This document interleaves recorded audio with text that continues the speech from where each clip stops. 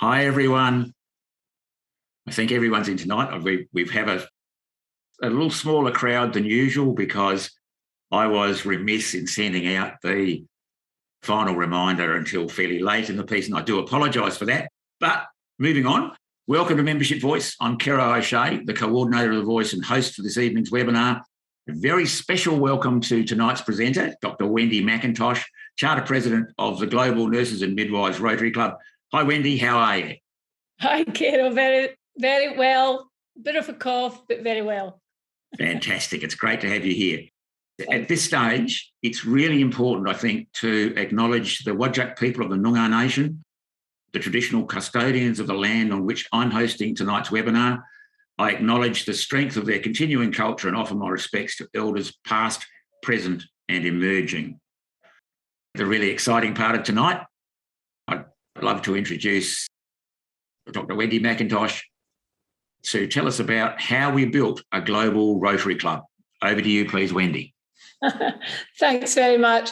And I'd also like to acknowledge the First Nations people of the land in which we all meet tonight, and to thank them for their custodial care of the land and the sea and the flora and fauna. And may we continue to learn from their wise ways to look after this earth we live on. I'm absolutely delighted to be doing a presentation tonight on what is obviously a big passion of mine, the Global Nurses and Midwives Rotary Club. So this really started with, I guess, a bit of a vision, a bit of an idea I had about the possibility of a Rotary Club for nurses. That's my professional background. And I spoke with a nursing colleague, Sue, who's our charter secretary, and we thought, well, why not a Rotary Club of nurses and midwives, and why not make it global? Let's not just stick to Queensland, let's make it global. So we got cooking, and we had a few yarns, the two of us. And I contacted our then district governor, Patrice Robinson, herself a retired nurse and midwife, and said, Sue and I have got this kind of cookie idea. What do you reckon? She said, I love it. Go for it. So the first challenge is, how possible is it to create a global Rotary Club? And how would we even go about doing that? Well, Sue and I have quite a large contact list because of the businesses we run and the nurse and midwifery contacts we have. And I got in touch with the then chief nurse and midwife of Queensland, Shelley Nolan, and said, we've got this idea. Would you like to join us to create a global nurses and midwives Rotary Club? And she said, I'm in. And Shelley had a lot of contacts globally. Sorry.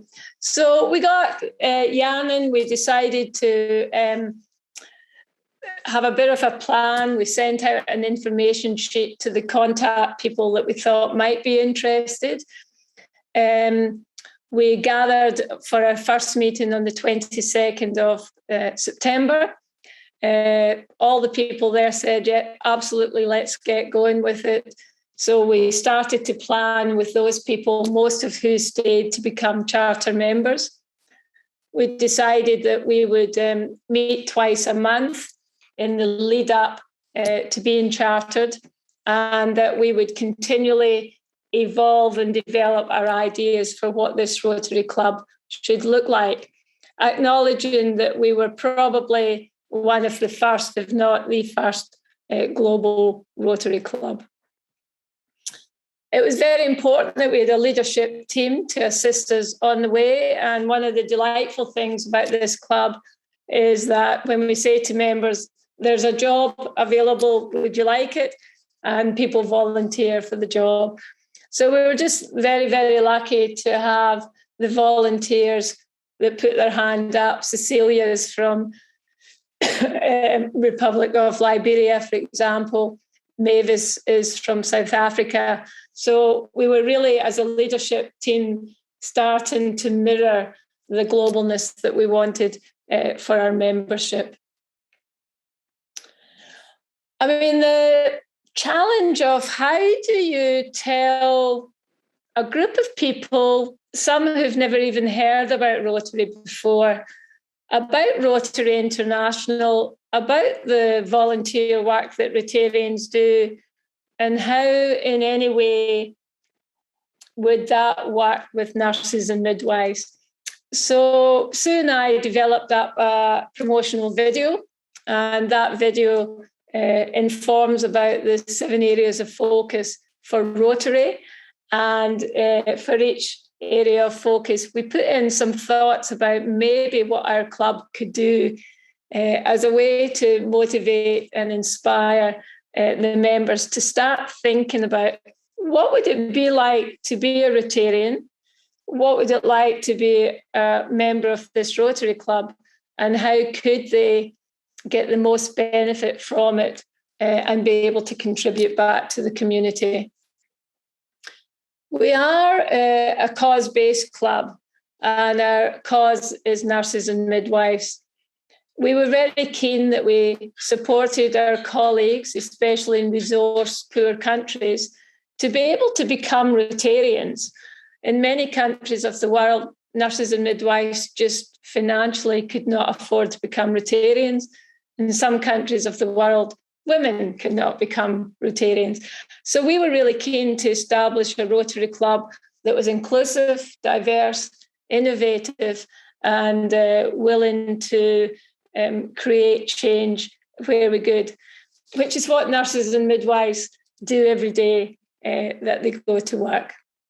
Our first project, therefore, was to establish a membership fee where those of us in high-income countries subsidise the membership fees of our colleagues in middle and lower income countries. And again, we believe we're the first, perhaps still the only Rotary Club that does that.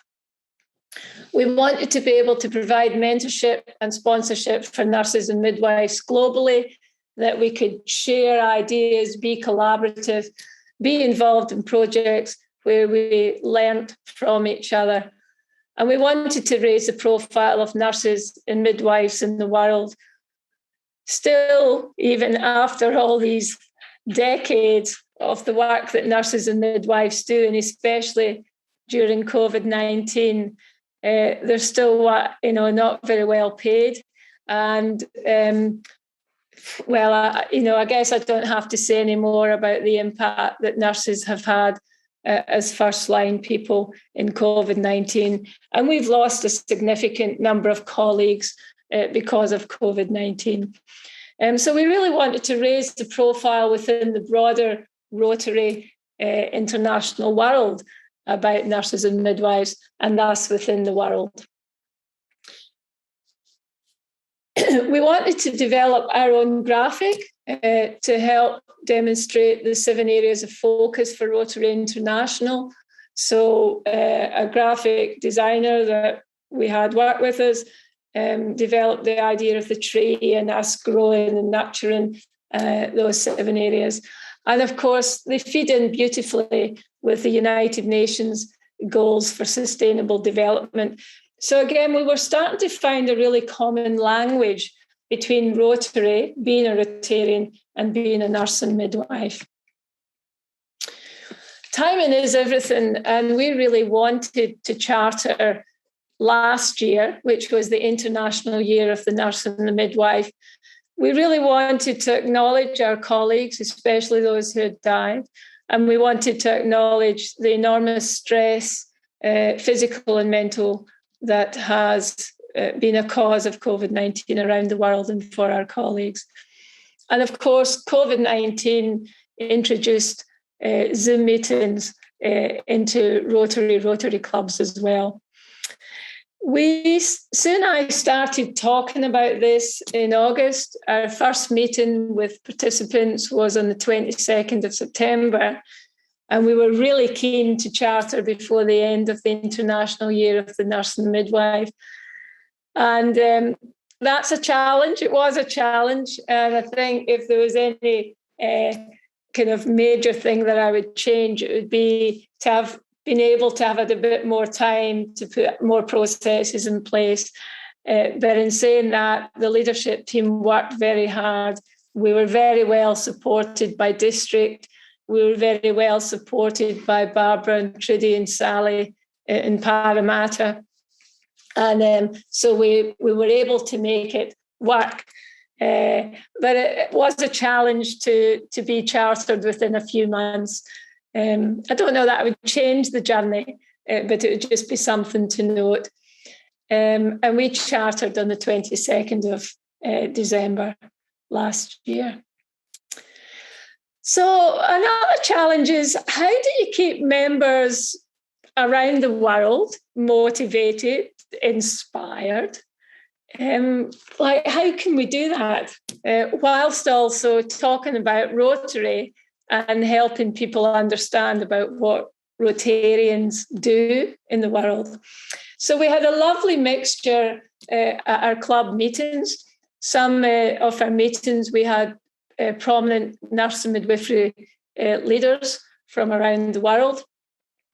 And we would intermingle that with presentations about, for example, ROMAC, the Rotary Foundation, Shelter Box, and student exchange that I'll talk a bit more later. So we were starting again to see the similarities in the language about what nurses and midwives are doing in the world, what Rotarians are doing in the world, and this lovely marriage between both. We've been very busy since we became chartered. Nurses and midwives don't like to sit around for too long without doing some activity. So we've already assisted colleagues in South Africa with a reusable face mask project. And our role was to link them in with the African Action Network, who runs the projects. And I'm very pleased to say that our colleagues in South Africa got a 10,000 American dollar grant from the AAN to do a reusable mask project. We ran 2 successful Polio Plus fundraisers last month. One was painting for polio, and the other one was a picnic in the park. And so I think we were able to donate about $1,500 from those 2 events, which we're very chuffed about as a new club. One of our real passions has been a project that we've called the Rotary Solar Case, Containers for Change. So there's a company, Durst, in New South Wales, and it makes these lovely solar cases. It's got lots of lights in them. And they're ideal, for example, for midwives working in rural and remote areas where there is no electricity. So we had a presentation on the cases, and our members went, we have to be involved in this. We have to be able to assist our colleagues. So we put our hand up and we started to think about what can we do to get some Rotary solar cases. So a couple of members started the Containers for Change. We've been spreading the word around Queensland to anyone who wants to listen. And with the help of another 2 Rotary clubs, then we now have 3 Rotary solar cases that we will get to Papua New Guinea in the new year. And they'll go to midwives working in rural and remote areas of Papua New Guinea. We're so proud that we've been able to do this. We're currently in discussion with colleagues in Sierra Leone. We're very lucky. One of our members works with the Nurse and Midwifery Board in Sierra Leone. And we're working with a young woman, Aminata, who lives in Australia now, but she was from Sierra Leone. And she did the most fantastic presentation at our district conference in March this year. And she just touched my heart. And I had a yarn with her and said, look, I belong to this Rotary Club. I think there's a way that we might be able to help. Let's get yarning. So Aminata, with her colleagues in Sierra Leone and with major midwifery leaders here in Australia, are looking at how we can assist support and help with sustainability of midwives in Sierra Leone. Shelter Box Gold Champion Pledge, this is another one we're very proud of. We had a presentation about Shelter Box, and because so many of our members overseas come from countries that are being really affected by climate change and by natural disasters, again, our members just went, we have to do something here, we have to be involved in this. So I had a discussion with Paul Roger, who coordinates Shelter Box here, and we've committed to donate $5,000 each year for the next 3 years, which has allowed us to be a gold champion with Shelter Box. So we're very, very proud of that. And the ICN is the International Congress of Nurses. It's the major professional body for nurses in the world. And they run a fund, the Girl Child Education Foundation. And that's to support girl children who've lost one or both parents who were nurses to things like Ebola, AIDS, COVID. And they... excuse me, they do a donation, and as a club we decided that we would run a virtual ribbon donation. So stay tuned to that. Hopefully we'll be able to promote it to the broader Rotary world when we're ready to go with that one. We were able to present our first Paul Harris Fellow to Howard Catton, the CEO of the ICN, earlier this year. The ICN has done a tremendous job advocating for nurses and midwives during COVID-19, and prior to that, but really during COVID-19. And we were delighted because the next day the ICN put out a press release, an international press release, talking about our club, talking about Rotary and the presentation that we'd given Howard. So that was lovely. We did a club health check-in, even though we had only been chartered 6 months. We thought it was important to do a check-in with our colleagues to see if we were doing okay. We were meeting on the second Tuesday of the month, an evening meeting, and the fourth Tuesday of the month, a morning meeting. However, we recognised that the morning meetings were really difficult for our members, so we've changed both our meetings to be at 6:30 at night. We wanted to know what they enjoyed about the club. That varied from, one member said, this is the safest place I've ever felt as a nurse. It's lovely just to come in and talk and share and have fun. Others said they really enjoyed the presentations. Others said they just really enjoyed the collegiality that was global.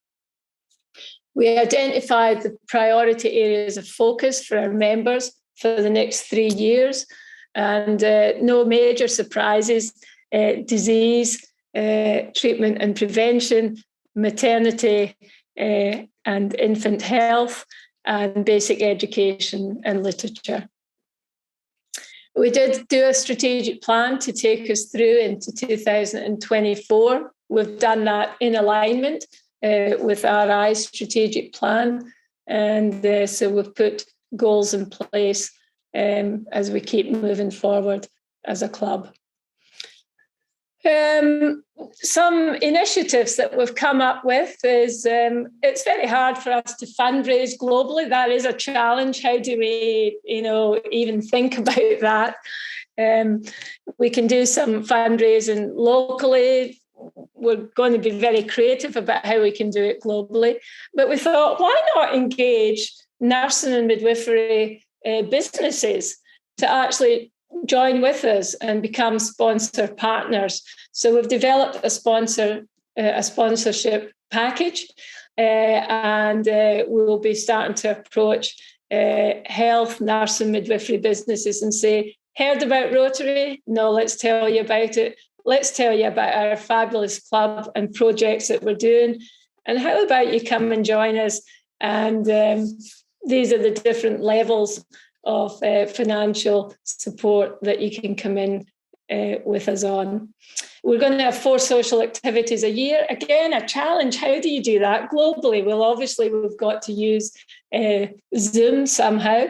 So our first one will be a movie event in December. So every member has been invited to produce a 1 to 1.5 minute video of themselves doing whatever, introducing us to their family, their country, their workplace.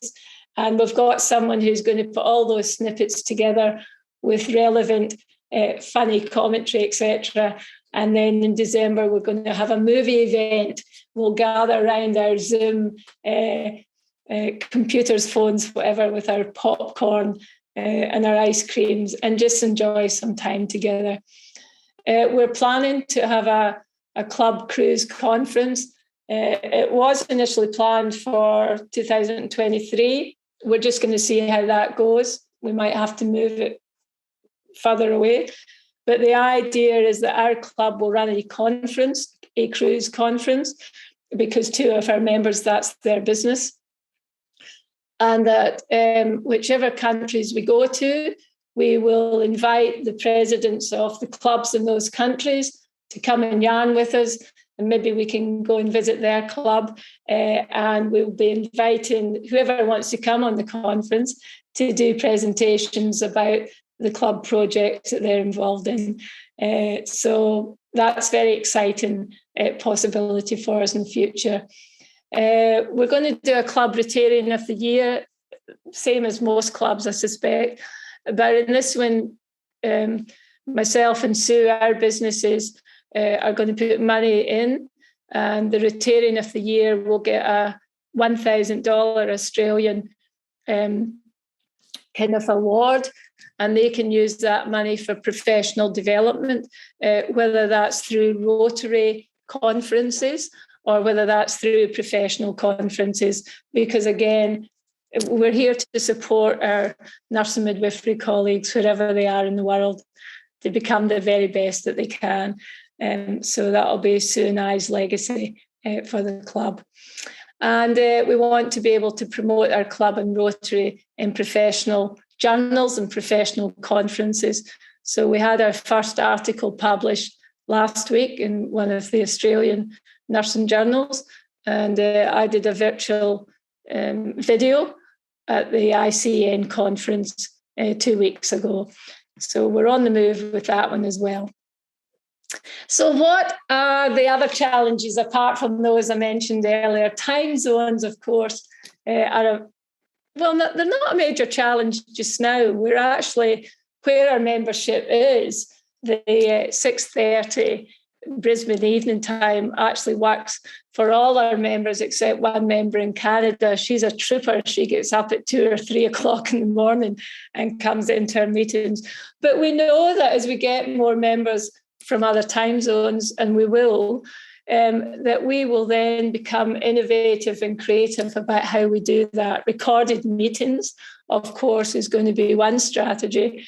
But certainly for me as president, and when I become past president in July, then I'm really committed to, engage with our members wherever they are in the world in whatever best way that I can. So there's still that personal contact as well. We had to set up a membership payment system that would work no matter where our members were in the world. And that was a major headache for our treasury team, but they just kept looking for solutions, looking at ideas. Of course, the treasury team has to be based in the district that we belong to, 9620. So we have a bank here in Queensland that we use, and then we've got a kind of e-payment system as well. And for those members that have struggled for whatever reason with both those systems, then we have PayPal as an option, and then we kind of figure out how to make that work for people as well. And I think as the monetary system changes around the world and as we all become a bit more money tech in terms of payment, that's just something that our club's going to have to continue to be innovative and strategize with. And how to keep our global members engaged. Look, it's only a challenge. It's not a challenge just now because they love coming into the meetings, and our colleagues in the African continent really love the presentations that we have, and they're very motivated by what they hear and what they see. And they're so proud. They're so proud and so honoured to be a Rotarian. Like, it just, I'm so proud that as a group we've been able to create this Rotary Club that allows nurses and midwives, wherever they are in the world, to become Rotarians. And I know that we've made a significant difference to our colleagues who are members from African countries. I think we'll just be creative as nurses and midwives we are. And the more members we have, the more projects we're going to be able to be involved in around the world. And in fact, today I received an email from the president of the Rotary Club in Singapore, and they're very keen to look at nursing exchange visits between countries.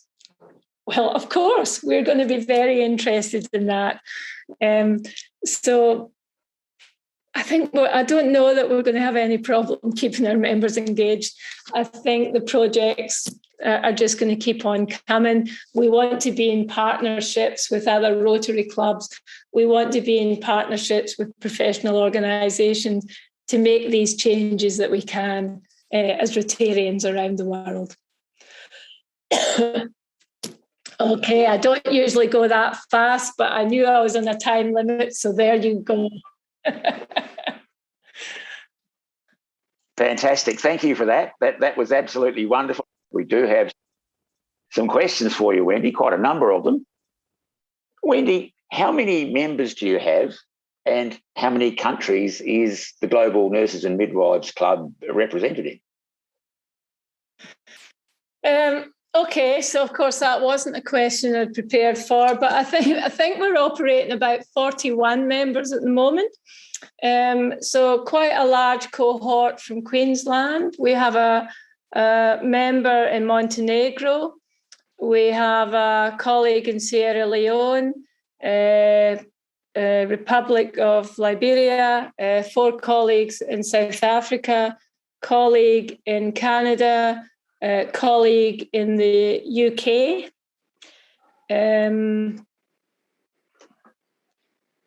Yeah, those are the main countries at this point in time. Yes. Fantastic. 41 members. That's fantastic. It's interesting that there's a school of thought about organisation that, and it's going to lead to my next question, that when you get to around the high 30s, it's the break point between a single level Rotary Club and a multi-level Rotary Club. And that leads to my next question, which is about the project team or committee structure that your club runs. How effective is that in terms of having leaders at a level below the president? Yeah, so our leadership team's probably got a couple of different what other clubs would call directors. We call them portfolio leads. And so one of our portfolio lead is project lead.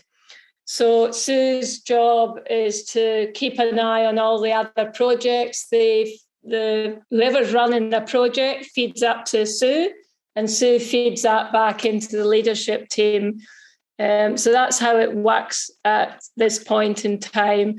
We like to have more than one member in the project teams, obviously, and different projects talk to the hearts of different members. So that works really well.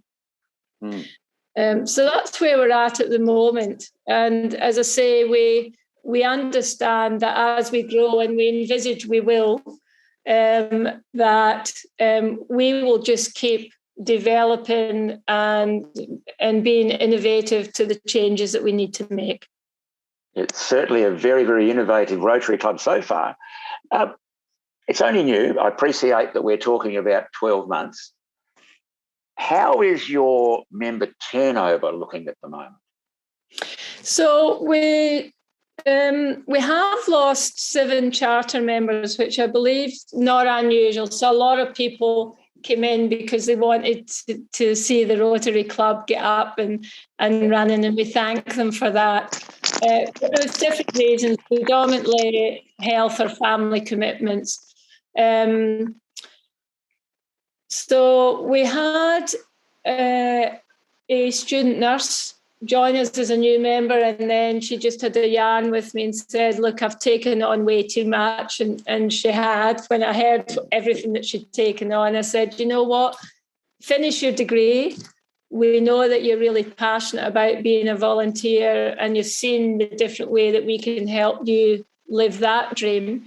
So when you're qualified, when you're ready, get in touch and our door will be open to you. So that's been the turnover so far. You're right, we're not even chartered a year yet. So we'll obviously see, when our invoices go out in December, how many current members stay committed to staying. Obviously, I hope that they all do, because they're all getting something different out of it. And we don't expect all our members to attend all the meetings. That's not the kind of club we are. But for example, if someone's really keen to run one of the projects, and they're involved in yarning with us and feeding back to us, we value that kind of service. Obviously, the meetings allows that collegial space, and we do have a lot of fun. We sing happy birthday very, very badly, with lots of time zones really interfering with it. And, then we get bagged by different members who say, I think you're getting worse rather than better. So we have a lot of fun in terms of that. So it's good if members can come to meetings, but we're very busy, as most professional people are. And we say, if you can give us 2 hours minimal a month, we're more than happy. And members are able to do that. Fantastic. Looking at gender mix, I'm guessing that the Global Nurses and Midwives is making a pretty powerful contribution to improving the participation of women in Rotary. But what is your gender mix? Yeah, it's predominantly female. But we're in the last 2 months, we've inducted 2 males. So let me try and think offhand. I think we've got 5 males at the moment. But again, we envisage that will increase. So again, I think as we become more known, and I think as people can see the value of what we're doing, will increase our membership, and it will always be a predominantly female membership, because that's the nature of the professional roles. But we want to see more males coming in, because, we just work very well together as a male-female gender mixed profession. So looking at that, we've talked about the gender mix. You've got roughly 90% women members. You've talked about how your wonderful Rotary Club supports nurses in poorer countries, for want of a better term, who might otherwise not be able to enjoy the Rotary experience. How are you developing women as leaders in Rotary? So our current membership base currently has a lot of strong leaders from nurse and midwifery. And part of what we want to do is to be able to bring student nurses and midwives into the Rotary Club, because what a fantastic pool of experienced, knowledgeable world leaders that they can be mentored with.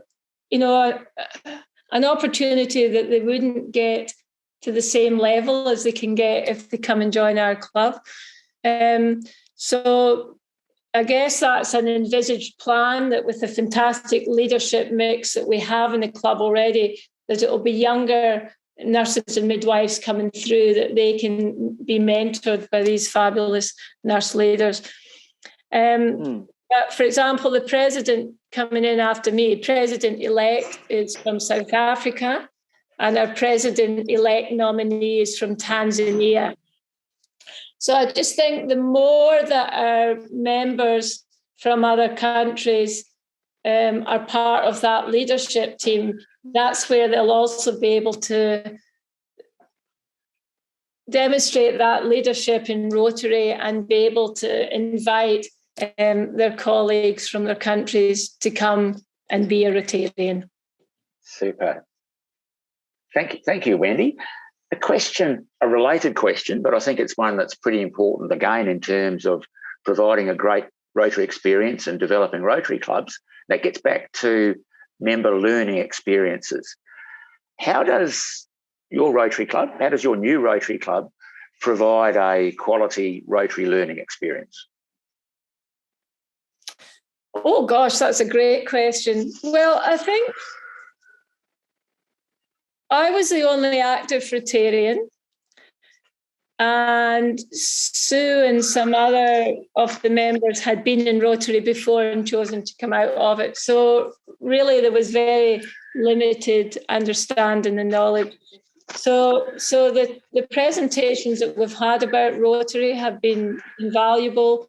Our members are aware of My Rotary and that they can go in there and do the training programs there. Whenever, like, we've got our district conference coming up in March, so I'm hoping that we'll have members from around Australia come and join us in Caloundra. What a great weekend that would be. And, you know, I don't know if it will happen with our district conference next year, but it would be great if they were a virtual space so that, for example, our members could join in from wherever they are in the world into our district conferences. So just really highlighting to people that My Rotary is a never-ending resource of fabulous training and learning. I've done many of the programs on it, so I know how it can transfer into nursing and midwifery leadership. Yes, I think that's the main way, just letting people know what's available, go along to conferences, go along to any training opportunity that you have. And again, I think Zoom has made things like district assemblies can now be virtual. We had our district AGM a couple of weeks ago. People could go and do face-to-face or attend virtual. I really applaud that we continue to encourage more technology, because I think that's the best way to keep people involved who can't get physically to the place. Yeah, I think you've put that really, really well. Another opportunity in the Rotary Network is our youth program. You are a global club, which means that you have members spread all around the world. Have Rotary youth programs played any sort of part in your club development plans, or are they going to play a part in future? They haven't, and we were very keen that we certainly started off just focusing on adults and that we didn't want to get too... we would have to really consider youth programs in terms of how would we do that as a global Rotary Club. So I think we've been that busy focusing on everything else we've been doing that we haven't gone there yet. Yeah. The one that I wonder about, because one of the things that we're looking to develop in Membership Voice is the idea of a traineeship where we, say, provide a young adult program like RILA, and in return for that, young person who attends the program does something for the Rotary Club. A bit like a simple work for your place scheme. Because we've done that on a limited basis and seen some benefits from it. And I was just thinking about those young people that you were talking about, those young nurses coming through university and the like, and thinking that RILA could be a very useful addition to their learning repertoire. Yeah, thank you. Yeah. Strategic continuity. Now, this is year one for global nurses and midwives. So this is a bit of a projecting forward. One of the things that we've learned from a number of successful models, like the Adelaide model, the entire District 9640 revolution, and a number of other successful club models, is that there's a thing that I call strategic continuity, for want of a better name, and that's essentially a club that has a strategic plan, and it's one of the things that goes with being president is that the first thing is you have a commitment to the ongoing development of that plan. So there's continuity of direction. That president can always bring in a pet project or whatever, but you don't have this jumping around the place like we had in the old days where this is my year and I'll do what I like, and you can have significant upheaval. How are you seeing global nurses and midwives going with that strategic continuity? Yeah, so we really like the strategic plan that RI has, and that's what we've developed our strategic plan around, and kind of in relationship to the presidential citation as well, which I think has got so many good points in there and so many sensible Rotary ways for us to focus on.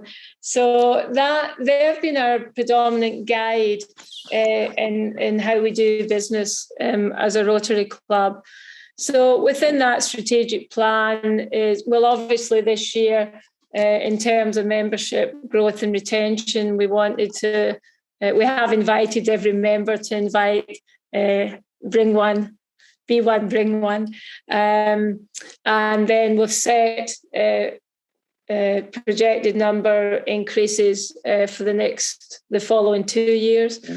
How do we continue to, I'd have to go back and see what those 4 areas are, but how do we continue to raise our profile and let relevant areas know that we exist?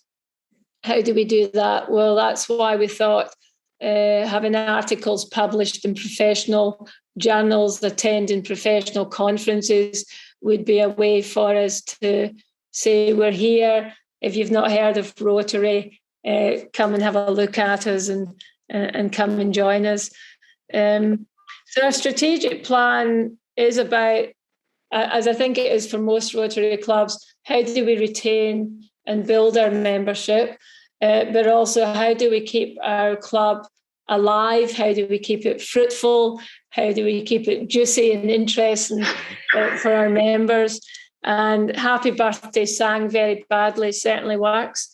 But I think just the projects and the diversity of the projects is what's really making sense to people in our club.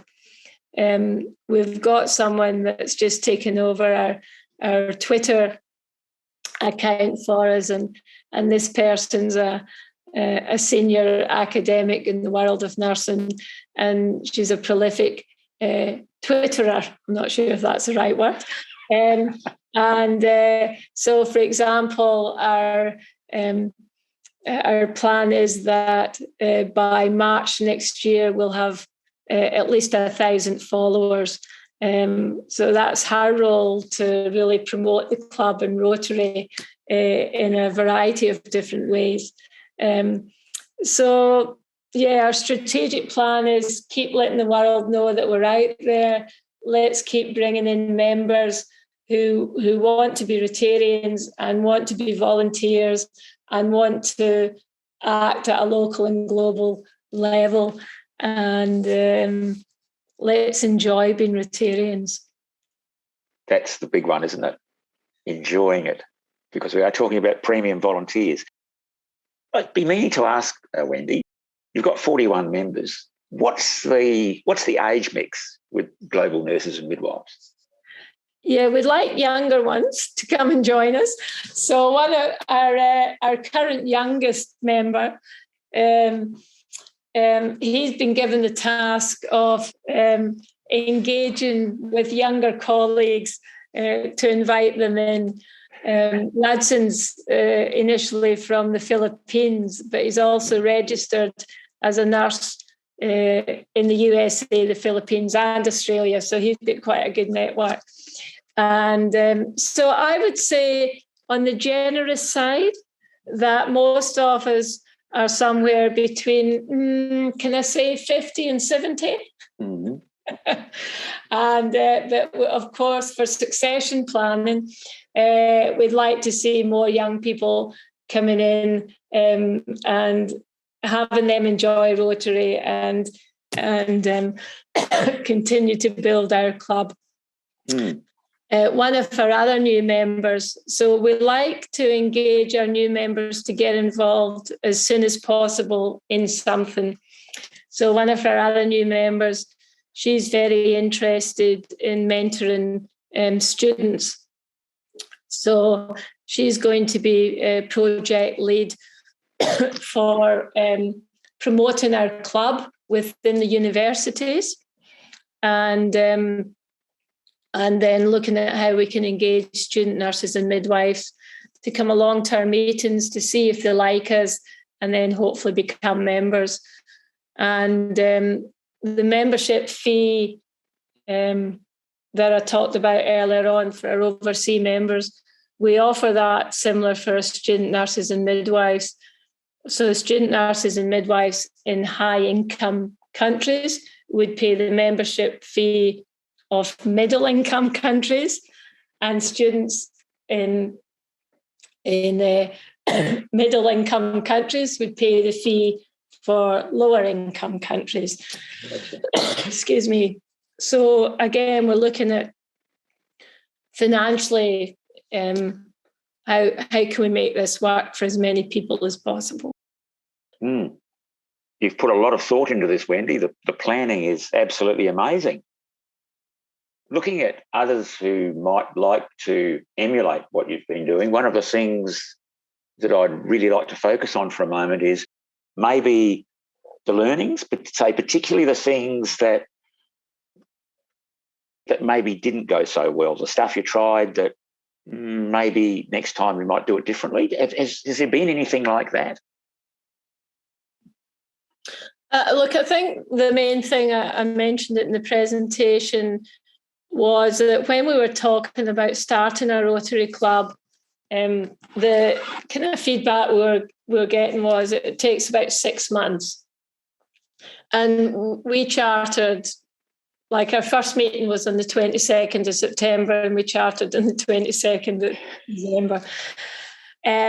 So in retrospect, it would have been good to have slowed that down so that we had a much longer time to warm up our members to Rotary and being Rotarians. But we were really keen to be chartered before the end of the International Year of the Nurse and the Midwife. But I also wonder if we'd gone any slower, might we have lost some momentum? Nurses and midwives are people of action. So it may be that if we'd spent more time sitting around in Zoom meetings planning, that people would have gone, you're taking too long. You were talking about a project 3 weeks ago,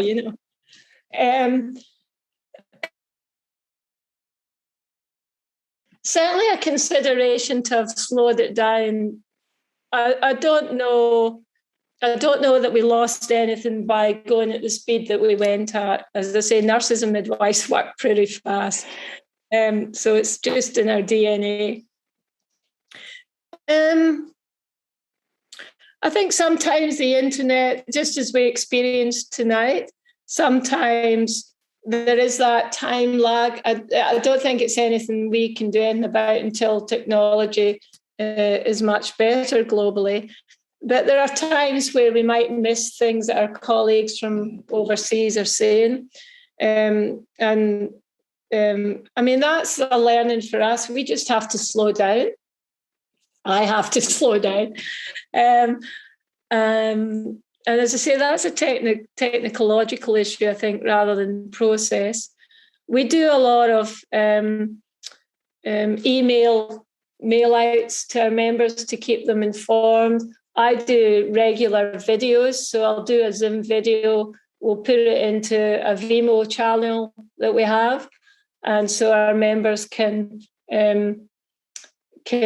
watch them at any time. We do an education session once a month. So once a month we have a prominent nurse or midwife leader, and they talk on their specific area of interest. We record that. That goes onto a members-only site, so our members can look at that at any time. And then there's a self-generated certificate. Once they've watched the video, they can generate a certificate, and that goes towards continuing professional development points, which is another benefit for professionals being in our club, that with 12 sessions a year, we, as nurses, we need 20 CBDs. Well, that's 12 already before anywhere else. So these are all things that we've been learning, Kiro. So we had our 2 meetings a month, plus the education session, plus the leadership team meets once a month, plus our project teams meet when they can.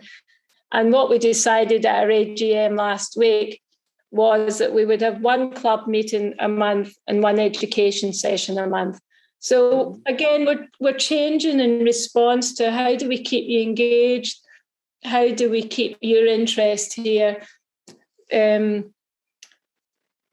we're learning as we go along. I think we put something in place, and if our members go, they haven't yet, but if they do, we'll go, okay, let's have a look at that and let's change it. Thank you, Wendy. What do you see as the biggest challenge facing the global nurses and midwives going forward? That we get too big. Too big? Yeah. So we're already thinking what would be a kind of top membership number for us to then start thinking about satellite clubs. Mm-hmm. So if we ever got to the capacity of 500 members, it's probably time to start doing satellite clubs. You get your own district. So I think that is something we need to be aware of. We do envisage that as COVID, unless there's another major health kind of disaster that hits Earth, we're envisaging that as COVID somewhat settles in the years to come, and when nurses and midwives can actually breathe again and go, is there a life outside of nursing and midwifery? What would I like to do in my spare time? Then we're envisaging that's where more of our colleagues will go, I want to do this. COVID has been such a major distraction, of course, but we're starting to see more interest being expressed in us now. And I think that's because there's been a slight easing in some countries around COVID. So I think getting too big, again, we don't see it as a problem as such. It just means that we're going to have to be very creative about how do we manage that. And we think satellite clubs will be the way to do it. There are a number of ways of using satellite clubs, including the embedded model, where you create a satellite that really never has any aspirations to charter on its own, but it takes care of a specialist community within your broader club. And that's a model that's worked well at a couple of clubs. Yeah. Okay, last question. The last question. Seeing there's nothing else in the chat channel. This is one that I like to ask all of our star club builders in Rotary, and you're very definitely one of those people, Wendy. Wendy McIntosh, Dr. Wendy McIntosh, why are you in Rotary? Oh my goodness, you've got so many fantastic questions. Completely by accident. So I'm one of those people that had never heard of Rotary. My business had a stand at a health seminar. There was a stand there talking about Rotary. one of the people there had been a Rotary exchange student. She spoke with such passion. I thought, oh my goodness, what is this organisation? This was 11 years ago. And so I joined the local Rotary Club. I had the great privilege of being an assistant governor for 3 years. So that really allowed me to get a much broader idea of leadership within Rotary and the potential, I guess. It really is true. Go out and see different clubs and see how they work. So that I was able to go out and see different clubs and go, okay, everybody's got their own little thing here. And I suppose that started to brew the idea in me, why isn't there a Rotary Club for nurses? Like this, I mean, it's a no-brainer, right? Nurses and midwives are humanitarians. It's what we do every day at work. So I'm a Rotarian, and I'm still a Rotarian because why wouldn't you be? Fantastic. At this stage, I'd like to Pam Wellham made a super comment in the chat earlier on, and I'd really like to invite Pam to speak to that, because I thought it was a lovely message. So, Pam, would you like to unmute and just, in your own words, thanks, offer that message to Wendy? Such great work. I felt very inadequate, really, hearing about what you've done in the 2 years, over the 2 years. And I think you and Sue as well have had a very busy time, but you seem to have ticked all the boxes and done everything that you need to do, and more probably. And I think it's great that Caro could get you to talk. As I said, it makes me feel a bit ashamed that I haven't got the energy and the haven't got the results since I've been in Rotary. But that's fantastic. And I know a few nurses and not as many midwives, but I'll put them in touch if they're interested in joining you globally. That would be great, Pam. Yeah, absolutely. I mean, Rotary is still word of mouth. Yes, yeah. Congratulations. Great work. Oh, thank you so much. Thank you. Thank you, Pam. And at this stage, well done. Well done, Wendy. That's been absolutely brilliant. Absolutely brilliant. Thank you. And that's going into our membership voice, best practice club building library, evidence-based best practice club building library. So we're getting a body of work there, and there are some very obvious trends all the way through that if clubs do these things, they are very likely to succeed. And that's the thing is, though, someone has to lead it, and that means that people like Wendy McIntosh and really anyone else who has the best interests of their community and their Rotary has an opportunity to do that. So great work, Wendy. Great work. Thank you. Thank you. So on that note, everyone, thank you for being with us tonight. Very much appreciate you being here. Thank you, Caro. Thank you.